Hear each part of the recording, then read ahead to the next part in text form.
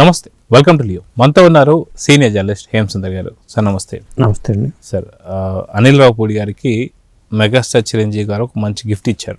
అప్పుడు అనిల్ రావుపూడి గారు కూడా మెగా బహుమానం మాదానందం ధనాధనం అని చెప్పేసి అయితే తన యొక్క డైలాగ్ కూడా చెప్పేశారు. సో ఏంటి మెగా బహుమతి? ఇప్పుడు ఈ యొక్క వీడియో బాగా వైరల్ అవుతుంది, ఏంటంటే ఏం చెప్తారు? ఏమందండి, వాళ్ళ రేంజ్కి ఒక రేంజ్ రోవర్ ఇచ్చారు. అది మెగాస్టార్ రేంజ్ అనమాట. ఎందుకంటే తమ్ముడు కూడా గతంలో ఇదే కారు, ఇలాంటి కారే ఇచ్చారు ఆ డైరెక్టర్కి, మన సుజిత్కి. ఓజీ హిట్ అయినందుకు పవర్ స్టార్ ఇచ్చారు. మరి ఆ పవర్ స్టార్ అట్లా ఇచ్చినప్పుడు మెగాస్టార్ ఇవ్వకపోతే బాగోదు. ఆ రేంజ్ అంతకు మించిన హిట్ ఇది, ఓజీని మించిన hit, all time industry hit కింద నిన్న సక్సెస్ మీట్ కూడా జరిపారు వాళ్ళు. ఆదివారం రాఘవేంద్ర గారు వీళ్ళందరూ వచ్చారు. రావడానికి ముందు కారుని అందజేశారు. ఈసారి మరి హెలికాప్టర్ ఇస్తావా అంటూ, హెలికాప్టర్ ఇవ్వాలా అంటూ ఒక సెటైర్ కూడా ఇచ్చినారు. కాబట్టి మొత్తానికైతే ఒక ఇండస్ట్రీలో ఇది మంచి వార్తగా చెప్పొచ్చు. కార్లు గిఫ్ట్గా ఇవ్వటం అనే ఆనవాయితీ చాలా కాలంగా ఉంది. ముఖ్యంగా వాళ్ళు సక్సెస్ అయినప్పుడు, పెద్ద సక్సెస్ వచ్చినప్పుడు, గతంలో రాజులు తను ఆనందం పొందినప్పుడు గిఫ్ట్ ఇచ్చేవాళ్ళు. రాచరిక వ్యవస్థలో కూడా రకరకాల గిఫ్ట్లు ఉండేవి. ఇప్పుడు సినిమా వ్యవస్థలోకి గిఫ్ట్లు వచ్చినాయని చెప్పొచ్చు.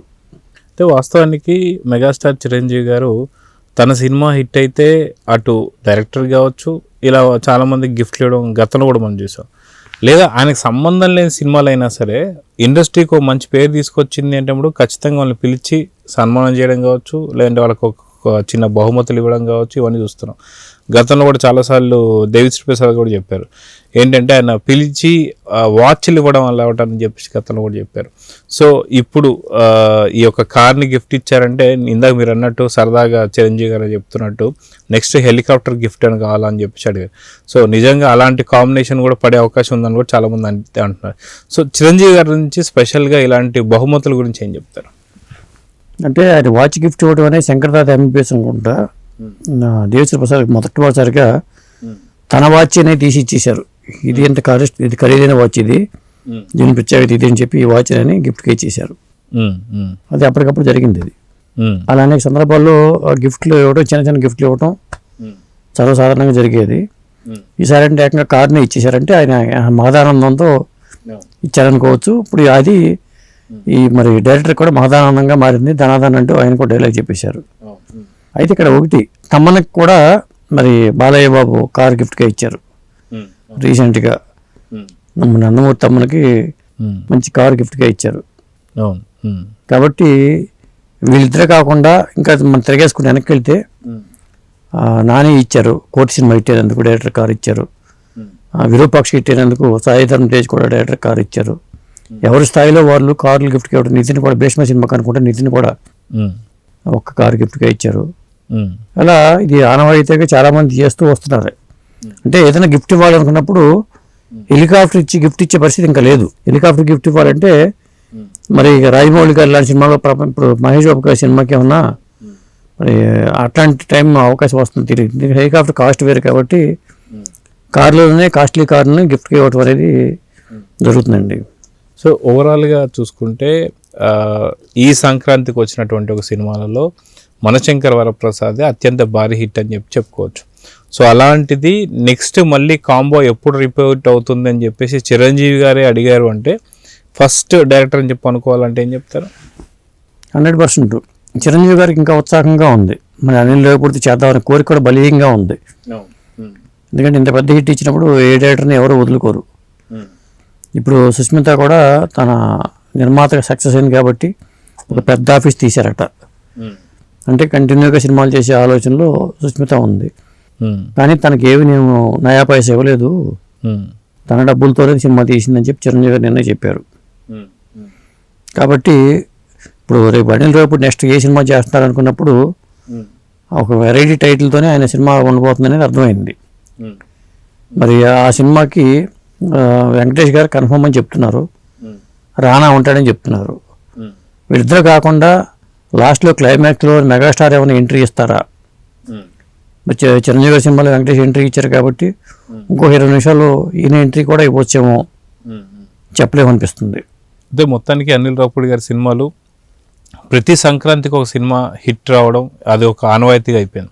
సో ఇప్పటికే 9 హిట్లు వచ్చేసాయి కాబట్టి నెక్స్ట్ రాబోతున్న సినిమా అయితే 10వ సినిమా అని చెప్పుకోవచ్చు. సో ఈసారి మీరు ఇందాక అన్నట్టు వెంకటేష్ గారితో పాటు గతంలో చాలామంది కోరుకునే కోరిక ఏంటంటే నాగార్జున గారు కూడా ఆయనతో తీయాలని చెప్పేసి, ఆయనతో ఖచ్చితంగా అనిల్ రావుపూడి గారి దర్శకత్వంలో నాగార్జున గారి హీరోకి సినిమా రావాలని చెప్పి చాలామంది కోరుతున్నాం. సో ఇది ఎప్పుడు జరిగే అవకాశం ఉందంటే ఏం చెప్తారు?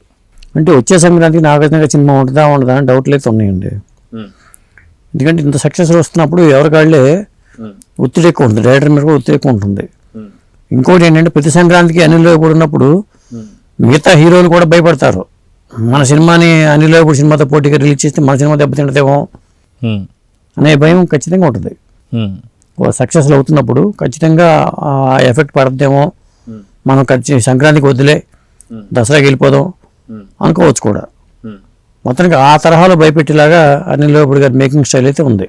సో మొత్తానికి ఒక గిఫ్ట్ అయితే వచ్చేసింది. గతంలో కూడా ఏదో ప్రెస్ మీట్లో దిల్ రాజు గారు మాట్లాడుతున్న సందర్భంలో ఈసారి ఏదైనా మంచి కారు గిఫ్ట్ అడుగుతారంటే అనిల్ రావుపూడి గారు అంటారు, లేదు ఇప్పటికే కార్ గిఫ్ట్ వచ్చేసింది గత వేరే సినిమాలలో, ఈసారి కార్ గిఫ్ట్ కాదు ఇంకా వేరే ఏదన్నా అన్న మాటలు కూడా మనం చూసాం.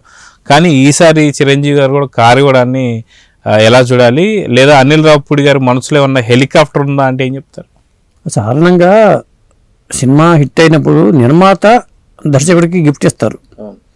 ఇప్పుడు మన ఫోర్చే కార్ని నెల్సన్ దిలీప్ కుమార్కి ఆయన కళానిధి మారిన వాళ్ళు గిఫ్ట్గా ఇచ్చారు జైలర్ 2కి, జైలర్ సినిమాకి. జైలర్ పెద్ద హిట్ అవడంతో గిఫ్ట్ ఇచ్చారు, క్యాష్కి వాటా కూడా, లాభాల వాటా కూడా ఇచ్చారు.